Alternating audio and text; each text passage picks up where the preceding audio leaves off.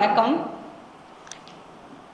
நம் வாழ்க்கையில் அனுபவ அறிவு என்பது ஒரு வாழ்வியலில் மிகச்சிறந்த ஒன்றாகத்தான் கருதப்படுகிறது இல்லைங்களா? அந்த அனுபவ அறிவையே பட்டறிவு அப்படின்னு சொல்லலாம், இல்ல அனுபவம் இல்லாதவர்கள் மற்றவர்களிடமிருந்து தெரிந்து கொள்வது அப்படின்னு ரெண்டு வகையா நம்ம பிரிக்கலாம். இந்த பட்டறிவு அப்படின்னு சொன்னோம்னா அந்த செயலை செய்து அதில் இருக்கின்ற நன்மை தீமைகளை அவர்கள் அறிந்து கொள்வார்கள். அனுபவ அறிவு அப்படின்னா அந்த அனுபவத்தின் மூலம் மற்றவர்கள் செய்ததை பார்த்து அவர்கள் தங்களை திருத்திக் கொள்வார்கள். இப்படி பெரியோர்கள் நம்மை வழி நடத்துகிறார்கள் இல்லைங்களா? அந்த வழி நடத்துதல் அப்படின்றத பொருட்பாலில் 45வது அதிகாரமான பெரியாரை துணைக்கோடல் அப்படின்ற அதிகாரத்தில் வள்ளுவர் மிக அற்புதமாக ஒன்று சொல்றார் பாருங்க. அரியவற்றுள் எல்லாம் அரிதே பெரியாரை பேணி தமரா கொளல் அப்படின்றார். அதாவது நம்ம பாரத கண்டத்துல எத்தனையோ தலைவர்கள் வாழ்ந்து விட்டு போயிருக்காங்க. நீதிமான்கள் இருந்திருக்கிறார்கள், வீரமிக்கவர்கள் இருந்திருக்கிறார்கள், குருமார்கள் இருந்திருக்கிறார்கள் இல்லையா?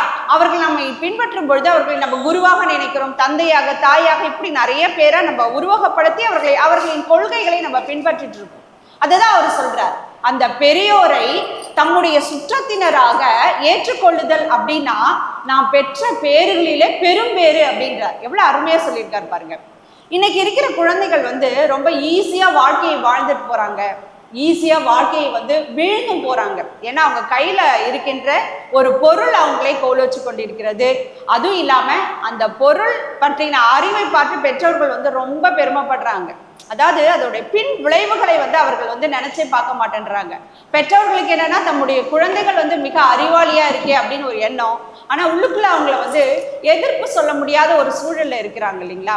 அறனறிந்து மூத்த அறிவுடையார் கேண்மை திறனறிந்து தேர்ந்து கொள்ளல் அப்படின்றார் திருவள்ளுவர். இந்த இடத்துல என்னன்னா அந்த பின் விளைவுகளை சொல்வதற்கு நீங்க மூத்த அறிவுடையவர்களை உங்களை நட்பினராக உங்களோடு நட்போடு வைத்திருக்கிற மாதிரி அவர்களை ஏற்றுக்கொள்ளுங்கள். அப்படிப்பட்ட பெரியோரை நீங்கள் நட்போடு வைத்துக் கொள்ளும் பொழுது உங்களுடைய வாழ்க்கை என்பது மிகச் சிறந்ததாக அமையும் அப்படின்றார். இன்னைக்கு இருக்கிற வளரும் தலைமுறையினர் நாளைய தலைவர்களாக இருக்கிறாங்க இல்லைங்களா? நாளைய தலைவர்கள் தான் இன்றைய இளைய சமுதாயத்தினர் நாளைய தலைவர்கள். எந்த ஒரு சூழலிலும் ஏதோ ஒரு விதத்தில் அந்த குழந்தை மிகப்பெரிய ஒரு தலைவனாக வருவதற்கு ஒரு வாய்ப்பு இருக்குது. இடிப்பாறை இல்லாத ஏமரா மன்னன் கெடுப்பார் இலானும் கெடும் அப்படின்றார் வள்ளுவர். என்னன்னா ஒரு மிகச்சிறந்த அரசன் அவன் மக்களை காப்பவனாக இருக்கலாம், நீதிமானாக இருக்கலாம், மற்றும் மிகச்சிறந்தவனாக இருக்கலாம். ஆனால் அவன் ஏதோ ஒரு விதத்தில் தவறு செய்யும் பொழுது அவனை சுற்றி இருக்கின்ற யாராவது ஒருவர், அவனுடைய நலத்தை விரும்பும் ஒருவர் அவன் தவறுகளை சுட்டி காட்ட வேண்டும்ன்றார். அந்த சுட்டி காட்டுதலை அவன் பெருந்தன்மையாக ஏற்றுக்கொள்ள வேண்டும் அப்படின்றார். அப்படி இல்லைன்னா அவனை கெடுப்பவர் இல்லை என்றாலும் அவன் கெட்டு போயிடுவான் அப்படின்றார். அதாவது அரசியலில் இந்த அதிகாரத்தை சொல்லும் பொழுது ஒரு அரசன் எப்படிப்பட்டவனாக இருக்க வேண்டும் என்று ரொம்ப அருமையா சொல்றார். ஒரு தலைமை என்பது அந்த அரசனுடைய காலம் மட்டுமல்ல, இந்த ஜனநாயக நாட்டிலும் அடுத்தடுத்து வருகின்றதற்கு அவர் மிக அற்புதமாக அந்த விஷயத்தை அழகா சொல்லிட்டு போயிருக்கார். பல்லார் பகை கொள்ளலில் பத்தடுத்த தீமைத்தே நல்லார் தொடர்கை விடல். ரொம்ப அருமையான திருக்குறள் இது. ஒருத்தவங்களுக்கு நிறைய பகைவர்கள் இருக்கலாம், எவ்வளவோ பேர் பகைவர்கள், ஏதோ கண்ணுக்கு தெரியாத எதிரிகள் கூட நிறைய பேர் இருக்கலாம். ஆனாலும் கூட அவன் ஏதோ ஒரு நல்லோரை அவனை விட்டு அந்த தொடர்பை விட்டு அவன் வெளியில வந்தானா அவன்கிட்ட இருக்கிற அந்த பகைவர்களின் எண்ணிக்கை கூடுன்ற. அப்ப ஏதோ ஒரு சான்றோர் அவனிடத்தில் இருக்கும் பொழுது அந்த பகை என்பது அவனை தாக்காது.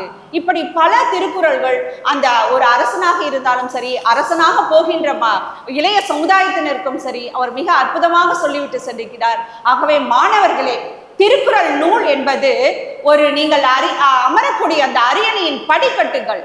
அந்த திருக்குறளின் ஒவ்வொரு அதிகாரத்திலும் இருக்கின்ற அந்த கருத்துக்கள் இருக்கின்றது இல்லையா? நீங்கள் அணிய போகும் மகுடத்தில் வீசுகின்ற விலையுயர்ந்த கற்களாகத்தான் தெரிகின்றன. அவற்றை பயன்படுத்தி கொண்டு உங்கள் வாழ்க்கையை செம்மையாக ஆக்க வேண்டும் என்று கூறி அருமையான இந்த வாய்ப்பை கொடுத்ததற்கு நன்றி கூறி விடைபெறுகிறேன். நன்றி.